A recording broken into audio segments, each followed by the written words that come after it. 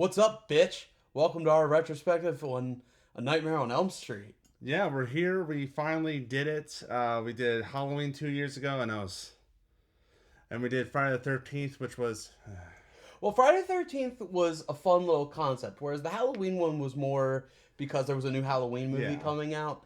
That one was more because even though I was aware of a lot of the stuff with those movies through like pop culture references, online reviews and stuff, I've never actually watched a single Friday the 13th movie.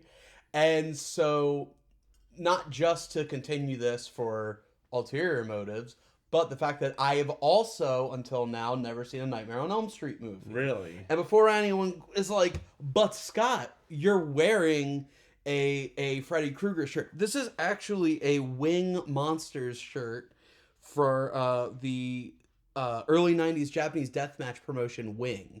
That is not the actual Freddy Krueger. It's Nightmare Freddy. Look it up. The Wing Monsters were awesome. So we're doing Nightmare on Elm Street. We're doing we're doing the first one, the original, and then we're doing the 6 sequels, and we're doing the remake.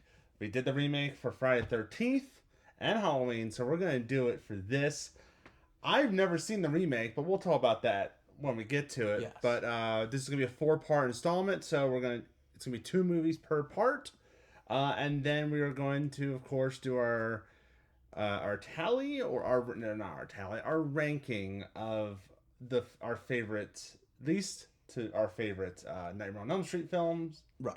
I will say I've seen all of these. Some of them I've only seen once forever ago. But I will say it is less painful than Halloween. It's less pain. Well, It's less painful than Jason Goes to Hell. well, I can't say Halloween only because there were some hits and misses, and we've only just begun. No, So there is chance for me to be miserable. I haven't seen the remake, so I don't know. But there is, it's less crazy, I think. Less like Jason Goes to Hell, Jason X, most of the Halloween sequels. It's not as many. But it's also funny that you say it doesn't get as crazy. Whereas, given Freddy's powers and what he does, it's an idea that lends itself to being completely over the top crazy. It will get crazy. Crazy wasn't the word I wanted for. More of lore-wise crazy. Well, they didn't know what they were doing.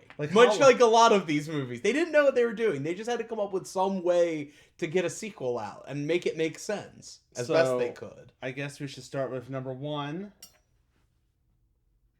And we're here to talk about number one, the original, the 1984 classic by Wes Craven. Not only the movie that started it all as far as the franchise, but the one that started an entire company, a New Line Cinema. New Line Cinema. Created specifically for this movie, I believe. I don't know if it was ever meant to go on, but it was at least created for this. The brainchild of New Line Cinema pretty much is like Robert Shea. You'll see his name a lot in this, especially if you watch the Never Sleep Again 5-hour docuseries about the whole series. Robert Shea is all over it, and this is created by Wes Craven, who this is kind of like the big breakout, I think, because he had Hills Have Eyes. It didn't break out as much as this movie did. Scream. 2 years. Whether anyone likes to admit it, this is the franchise that made Wes Craven, and this is the one that I think the majority of people are going to think of when you think Wes Craven. You think Freddy Krueger, which is hilarious because did he only direct the first one? Did he just produce? No, he did New Nightmare. He did do New Nightmare. Okay, so that's why it's called Wes Craven's New Nightmare. Okay, so he did 2 of them, whereas Scream, he did all of them up until his death, right?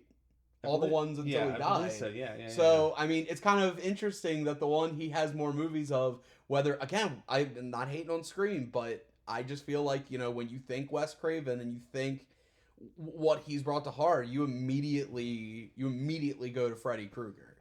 It stars Heather Langenkamp as Nancy Thompson. Thompson. Her dad John Saxon, who was in Tenebrae. He's a famous 70s actor.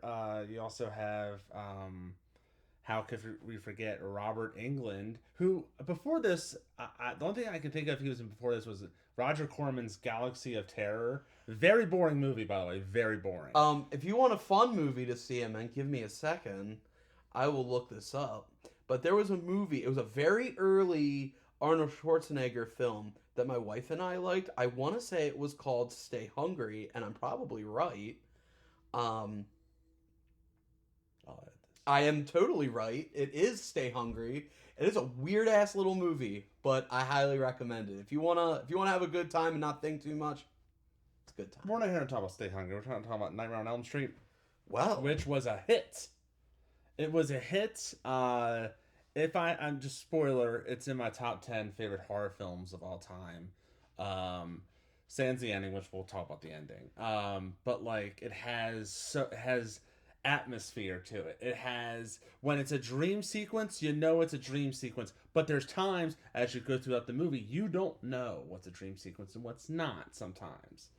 I mean, I at least most of the school scene in particular, until you see her friend, it feels like it's like reality. Well, I've noticed that when the dream takes place outdoors, there's always smoke. Mm-hmm.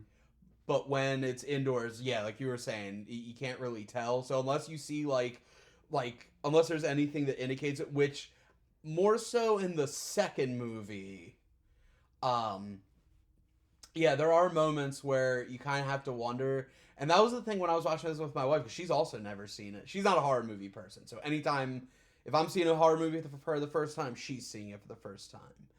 And, that was one of the things that I think in other movies would have taken away, but I thought it worked really good. Sometimes not knowing, because I mean, everyone knows like the famous, like, the Johnny Depp kill. Everyone remembers that one. If nothing else. That scarred me.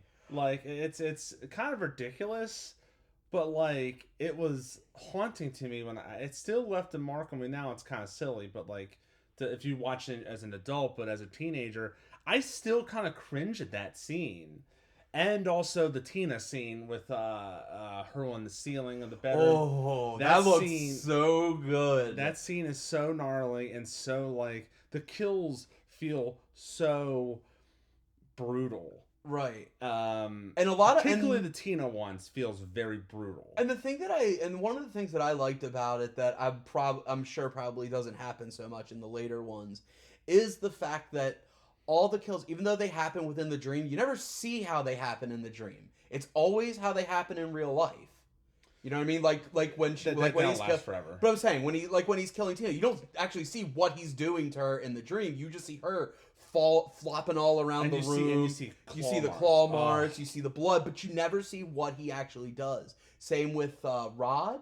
I think his name was Rod when in the jail cell. Yeah.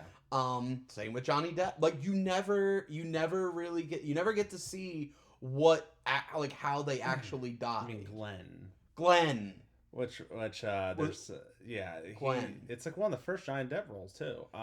Which is the funny thing about it that made my wife and I chuckle is the fact that like if this movie came out 2 years later, the guy roles would have been reversed. Yes. And then like we talk about the Tina scene, we talk about the Johnny Depp scene.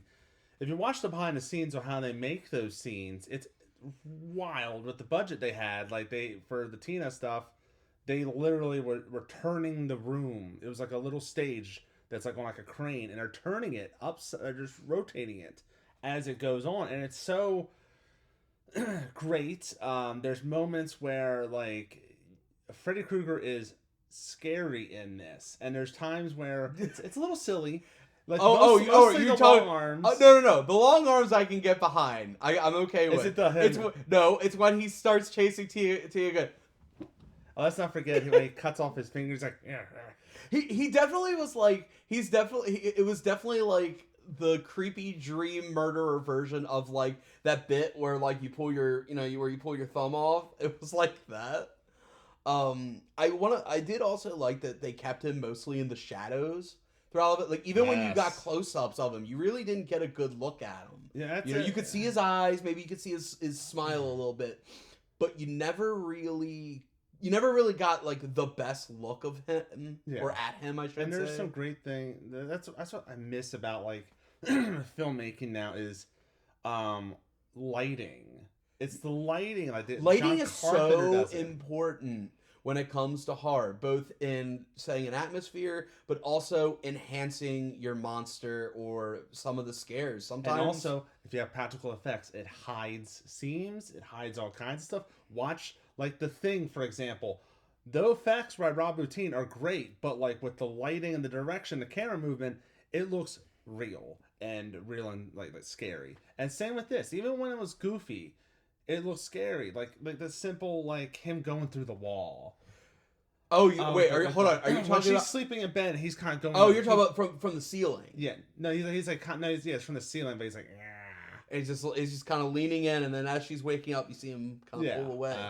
I just that's one of those ones where you just wonder, how did he come up with that? Not just how do you come up with the effect, but how do you even come up with the idea for the thing that will require the effect? Like that's such a creative idea. Yeah.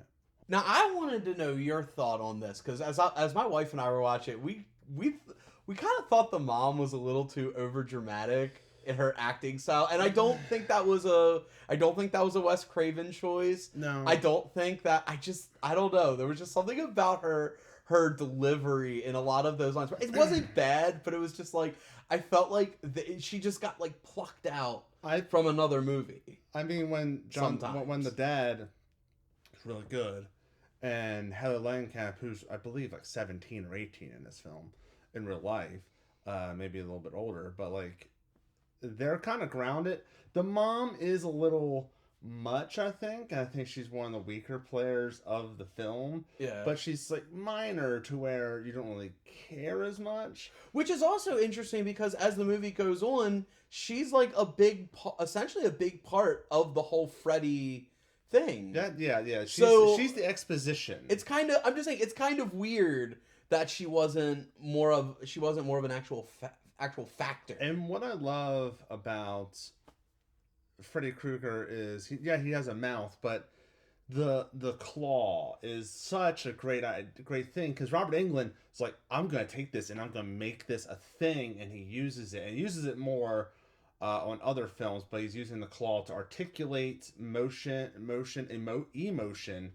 stuff like that. And to scrape the hell out of some metal. Yeah. That dude loves scraping metal with those things. Because it's so scary. And what's great is about the film, this is for all, just the general concept is, it has the idea of the parents don't believe in the kids and what's going on, which is always a popular trope with like these kind of movies. But the idea of you can't fall asleep is frightening.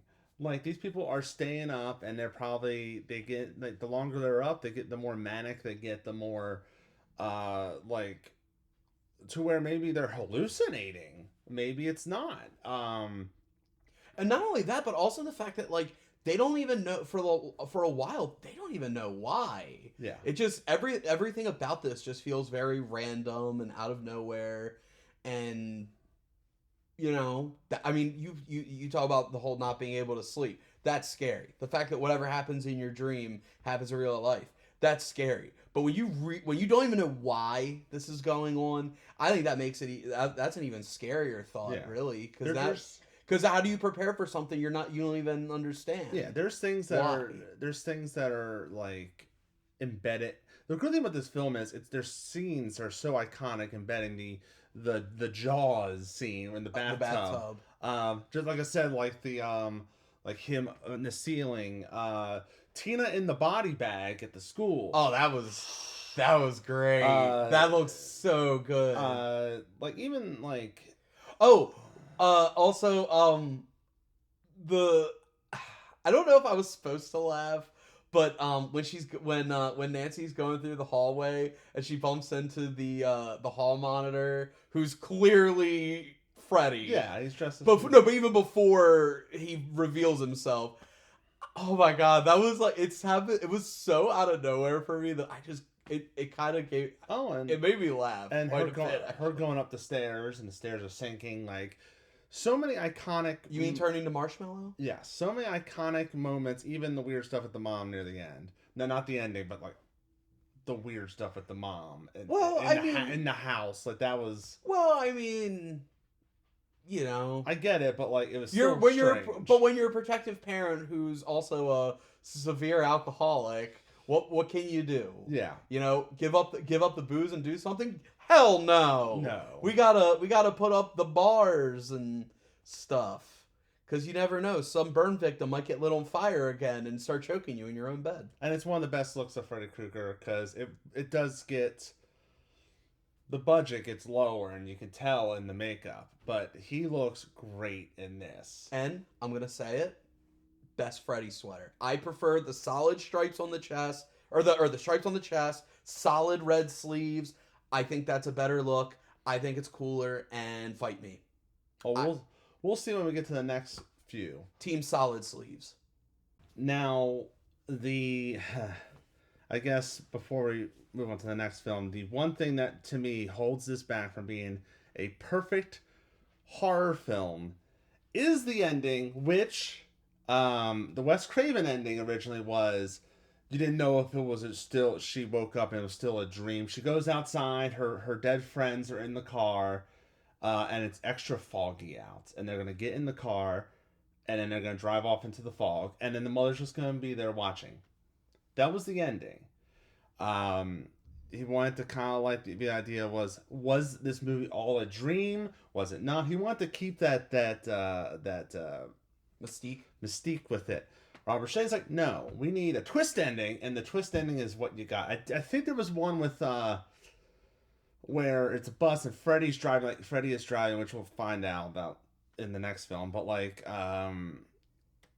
so Robert Shea is to blame for the. Obviously Wes Craven shot it, but like Wes Craven probably like, just use a totally real human for the mother to be sucked through the window. I mean, the thing I don't understand is couldn't he have just stuck his hand out and slit her throat? Why did he have to pull her through the door? That's the part of it that I don't get. Or you could open the door and pull her in. That too, but I think it was shot that way because they didn't have Robert Englund.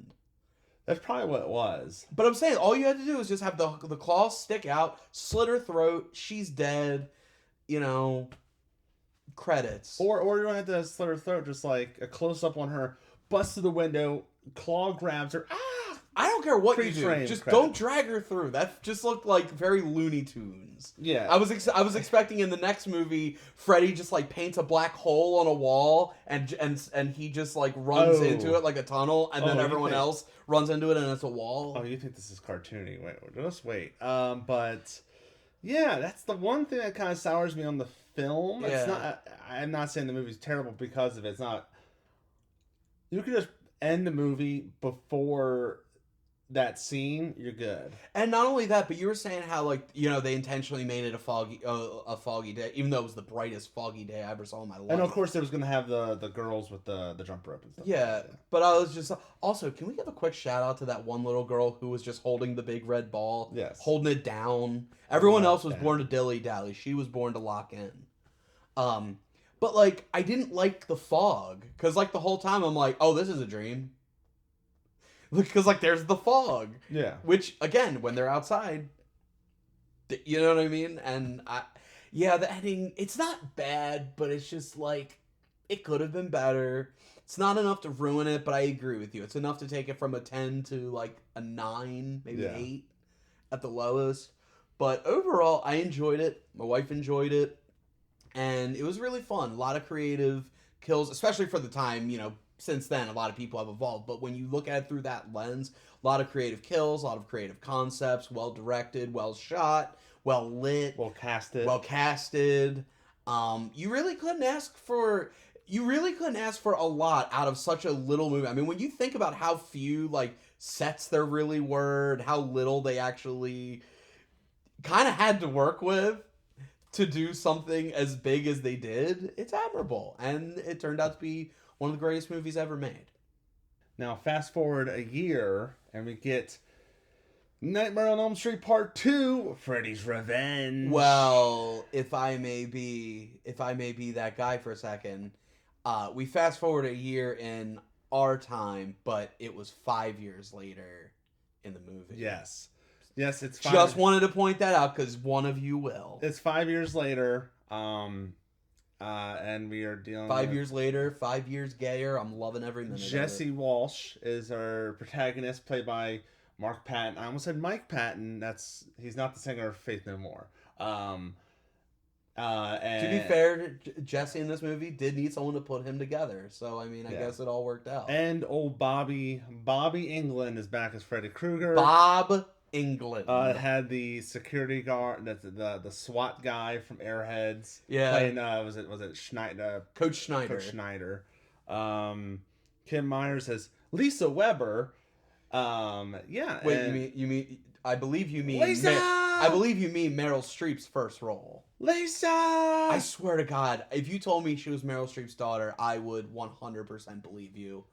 I was watching this whole movie. I'm like, she reminds me of somebody. And of course, Gilbert Godfrey as the bird. No, he wasn't in that. But like, this movie is I will say, I will give this movie credit. It's not a bad movie, by the way. It's not terrible or anything like that. But I will give it credit for doing something different for the second movie. Usually, like, Jason Goes to Hell. Jason's actually like a parasite thing. Right? That's when they start experimenting. Right. This one, they experiment. This is a possession movie, essentially. Well, if you think about it, though, it's kind of, it is, but it still plays into the first movie because, the way the first movie ends, Nancy, takes away Freddy's power, she's not afraid of him no more or anything. Which kind of bothered me because the whole thing about she's talking about trying to bring him into the real world and that just doesn't happen. But because he's lost his power, he essentially needs a vessel to come back. And in order to do that, he needs fear, he needs screams. And who has a better scream than our boy Jesse? Yeah, Jesse one of the best screams I've ever heard in any movie, and apparently they were his. He screamed 4 to 5 times. I counted.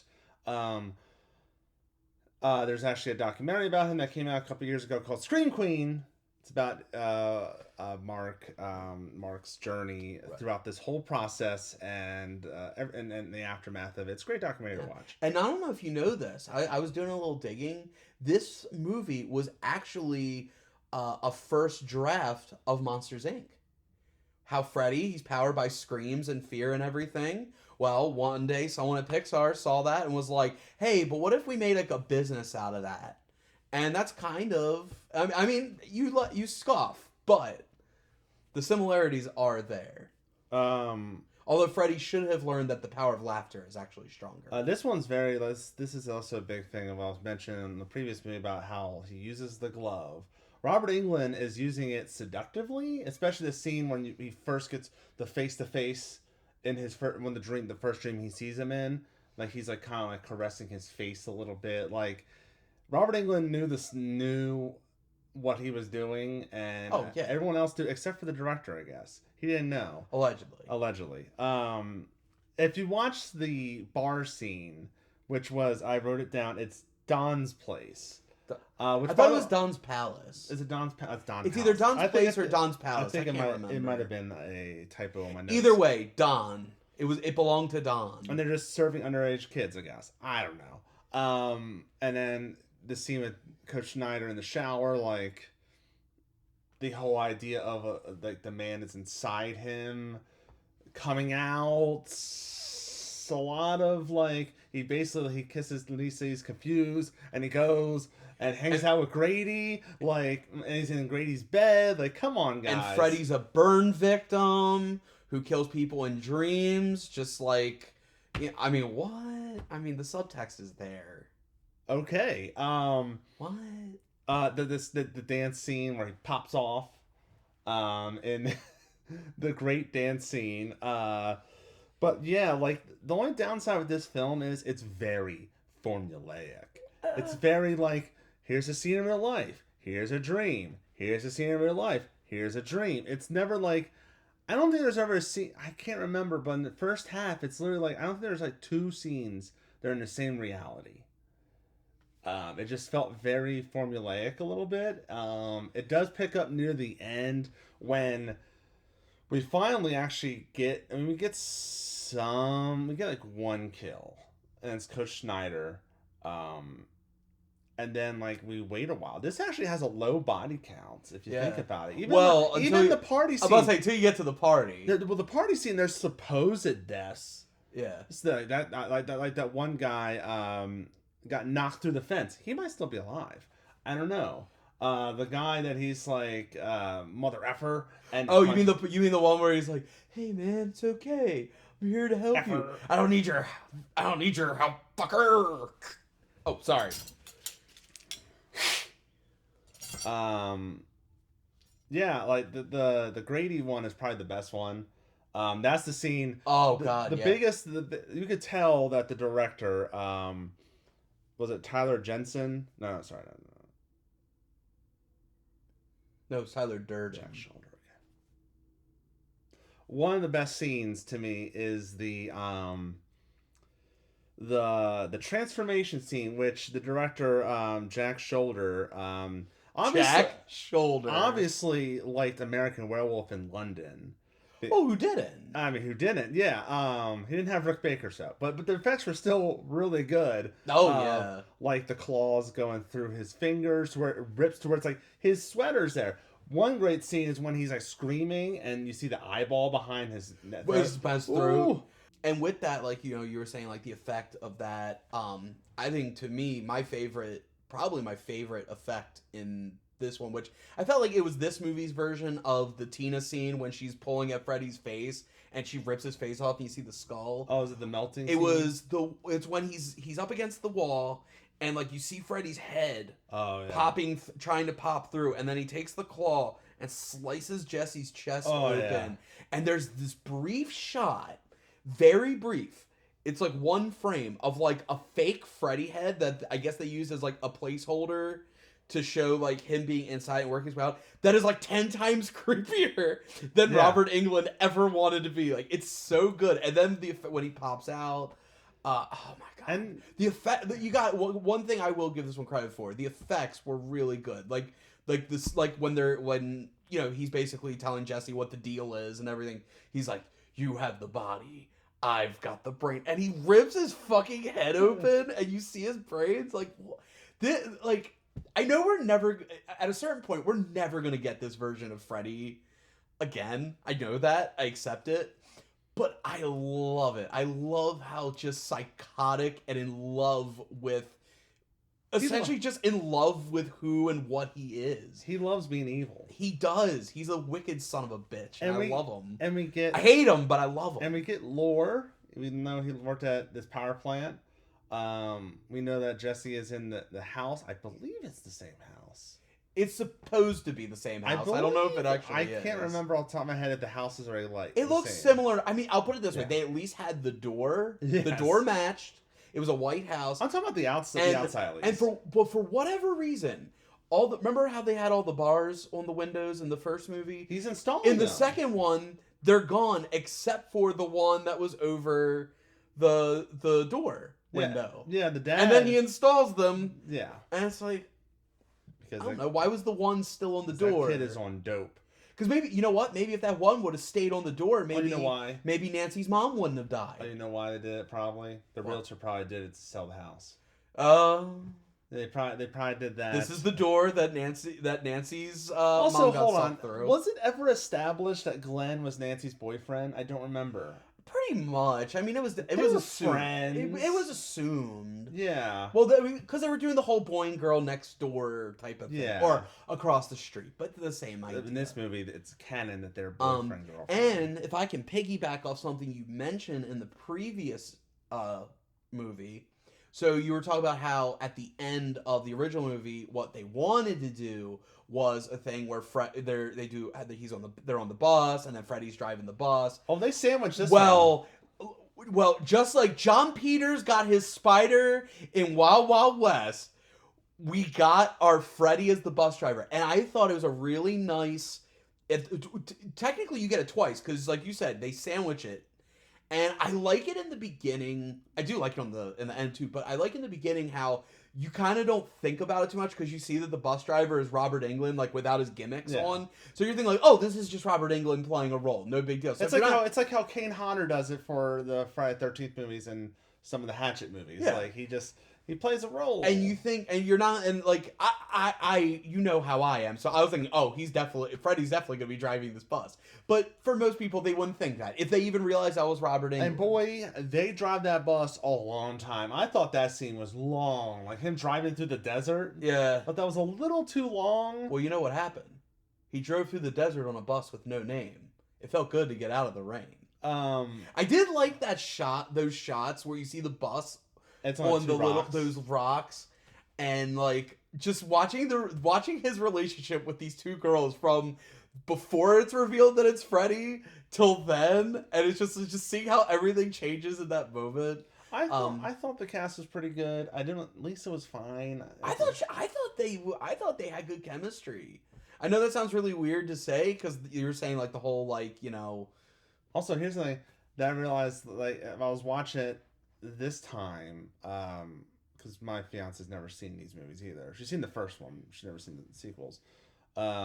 Where I pointed out, like at the end, when he's defeat Freddy and Freddy's melted and stuff like that, and he gets on the school bus.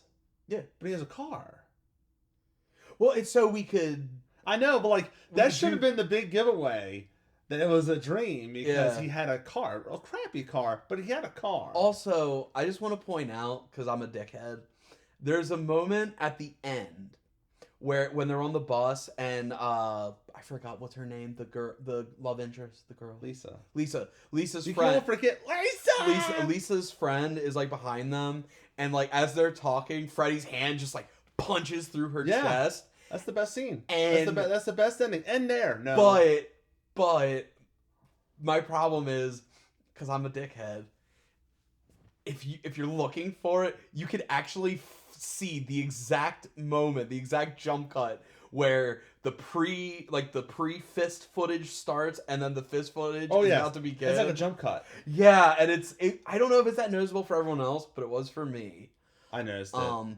Also, one other thing I want to ask you about, because throughout most of the movie, it's kind of hard to tell, like, kind of how in the first one, is it still a dream? Is it not? With this one, it was kind of like, is Jesse Freddy, or is Jesse just going? Because clearly Jesse is attacking people one way or another, but until the end, it's like, are they seeing Freddy Krueger or are they seeing Jesse? I think they're seeing Freddy Krueger. Well, once you get to the end, it makes sense because like that's how it was. But when we're watching it, we're like, what are they seeing? And it's playing into this really fun little scene, like watching all like everything like explode into flames, the hot dogs, and why people were staying in that pool when it started smoking, I'll never know. There's only one thing that the powers that make no sense to me is the heat of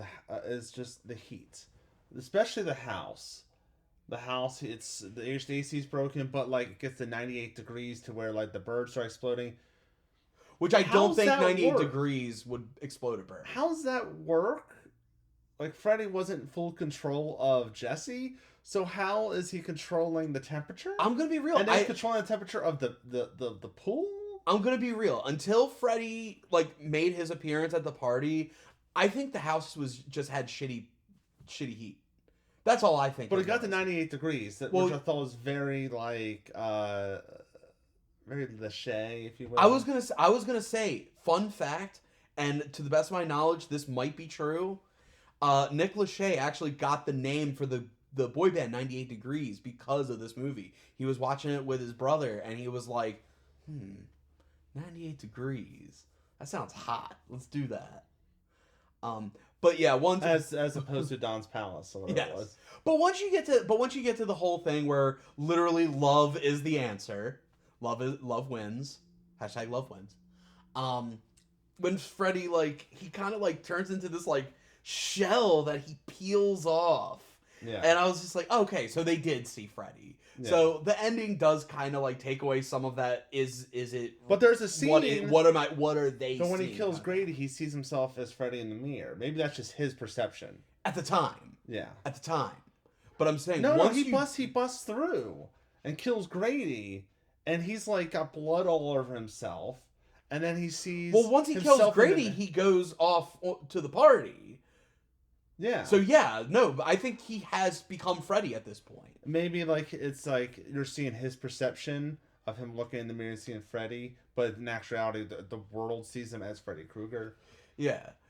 Well, again, he'd have to because again, the shell. Yeah. Once you get to the shell, once he's peeling, it's very nebulous. Once when you see she's helping him peel it off, that's how you know. Yeah. That's what was going on. Yeah.